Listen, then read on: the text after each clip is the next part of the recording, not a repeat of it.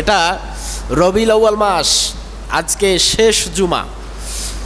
রবিউল আউয়াল মাস জুড়ে প্রতিটা মসজিদে খুতবায় রসুলের শান এবং মান নিয়ে আলোচনা করা হয়। আল্লাহ পাক যদি তৌফিক এনায়েত করেন, আমরা রসুলের শান মান নিয়ে, রসুলের জীবন বৃত্তান্ত নিয়ে একটু আলোচনা করার চেষ্টা করব ইনশাআল্লাহুল আজিজ।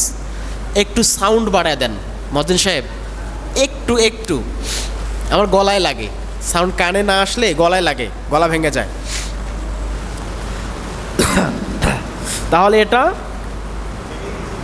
ঠিক আছে? আচ্ছা ঠিক আছে। সম্মানিত হাজিরিন, আল্লাহ পাক রব্বুল আলামিন আমাদেরকে পাঠিয়েছেন ইবাদত করার জন্য।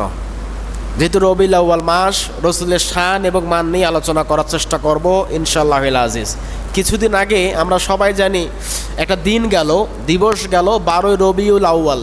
জানেন তো আপনারা আলহামদুলিল্লাহ, না? রসুলের জন্ম মাস। এই রবিউল আউয়াল মাসটা কি মাস বলেন তো? রসুলের জন্মের মাস।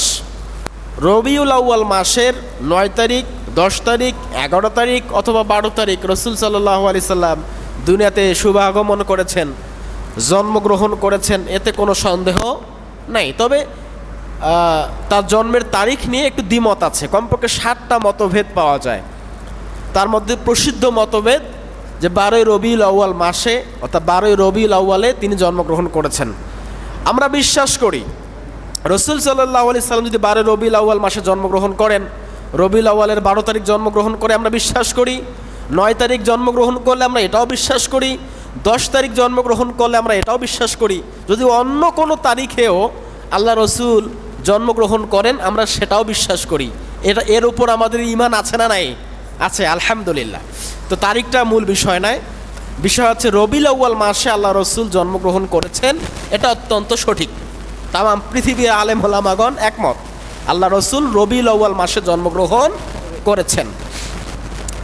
রসুল জন্মগ্রহণ যখন করেন, রসুলের জন্মে খুশি হয়েছিল, অনেক মানুষ খুশি হয়েছিল। তন্মধ্যে অন্যতম ছিলেন তার 4 জন চাচা। হযরত আব্বাস রাদিয়াল্লাহু তাআলা আনহু আপন চাচা, তিনি খুশি হয়েছিলেন। তার আপন চাচা হযরত আমির হামজা রাদিয়াল্লাহু তাআলা আনহু, তিনি খুশি হয়েছিলেন। আবু লাহাব তিনি খুশি হয়েছিলেন। আবু তালিব তিনিও খুশি হয়েছিলেন। এই 4 জন চাচা খুশি হয়েছিলেন, আরও অনেক মানুষ খুশি হয়েছিলেন। যেহেতু সূরাতুল লাহাব তেলাওয়াত করেছি, আল্লাহ পাক যদি তৌফিক এনায়েত করে এর উপরে আলোচনা করার চেষ্টা করব ইনশাআল্লাহুল আজিজ। আল্লাহ পাক রব্বুল আলামিন তার নবীকে জানিয়ে দিচ্ছেন, হে নবী, আর গোপনে থাকা যাবে না। এবার মক্কার মানুষদেরকে আপনি ওপেনে দাওয়াতের কাজ শুরু করে দেন, মানুষদেরকে আপনি ওপেনে দাওয়াতের কাজ করেন, সবাইকে জনসমুখে প্রকাশ্যে দাওয়াতের কাজ শুরু করে দেন। ওয়ানজির আশিরাতাকাল আকরাবিন। আল্লাহু আকবার বলি সবাই। সূরাতুল শুআরা 19 নম্বর পারা 26 নম্বর সূরা 11 নম্বর রুকুর 214 নম্বর আয়াতের মধ্যে আছে। আল্লাহ পাক বলছেন, হে নবী, ওয়ানজির আশিরাতাকাল আকরাবিন, হে নবী, তুমি নিজে বাঁচো, তোমার পরিবার পরিজনদেরকে সতর্ক করো, জাহান্নামের আগুন থেকে মানুষদেরকে তুমি বাঁচাও, তাদেরকে সতর্ক করো। কে বলছেন? আল্লাহ পাক নবীকে বলছেন। একটু মনোযোগ দিয়ে শোনেন ইনশাআল্লাহ। আল্লাহ পাক নবীকে বলছেন, হে নবী, আপনি আপনার পরিবারদেরকে, পরিবারের সদস্যদেরকে, আপনার আহলে বাইতদেরকে, আপনার মহল্লার মানুষদেরকে, তামাম পৃথিবীর মানুষদেরকে আপনি সতর্ক করেন। কি বিষয় সতর্ক করেন? জাহান্নামের আগুনের ভয় তাদেরকে দেখান, আমি রবের ভয় তাদের অন্তরের মধ্যে ঢুকিয়ে দেন, দাওয়াতের কাজ করেন। আল্লাহ রসুলকে এই সূরাতুল শুআরার 214 নম্বর আয়াতটা যখন আল্লাহ পাক জানিয়ে দিলেন, আল্লাহ রসুল সাফা পাহাড়ের মধ্যে উঠলেন, একটা লাল কাপড় নিয়ে।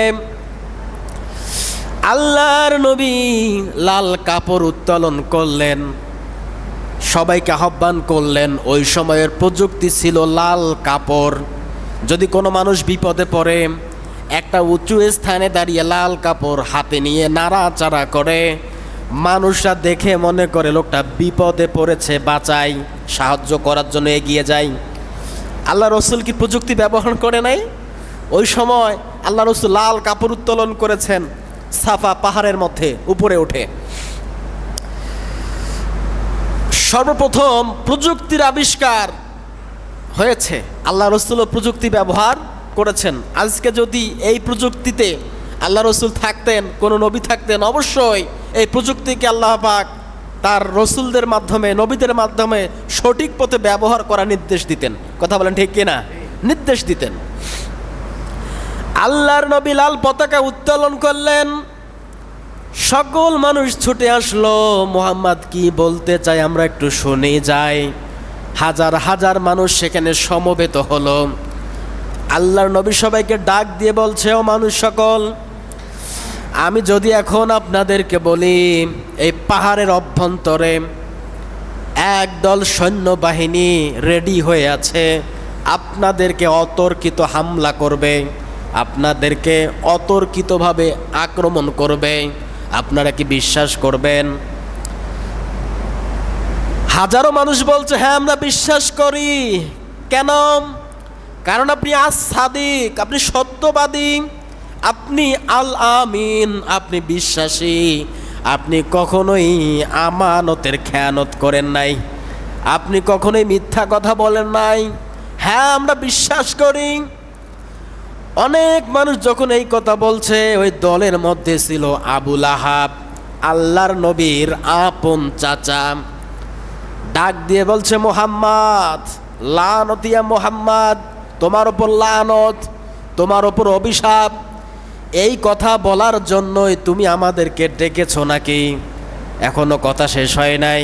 আল্লাহর নবী বলছেন, হে মানুষ সকল শোনেন, আল্লাহ পাক রব্বুল আলামিন আপনাদেরকে সতর্ক করার জন্য আমাদেরকে পাঠিয়েছেন, আমাকে পাঠিয়েছেন। জাহান্নামের আগুনকে ভয় করেন, আর লা ইলাহা ইল্লাল্লাহ বলেন, আল্লাহ ছাড়া কোনো মাবুদ নাই, আল্লাহ ছাড়া আমরা কারো ইবাদত করব না। পৃথিবীতে আমাদেরকে সৃষ্টি করেছেন আমাদের মালিক, আমাদের মালিককে আমাদের স্বীকার করা লাগবে।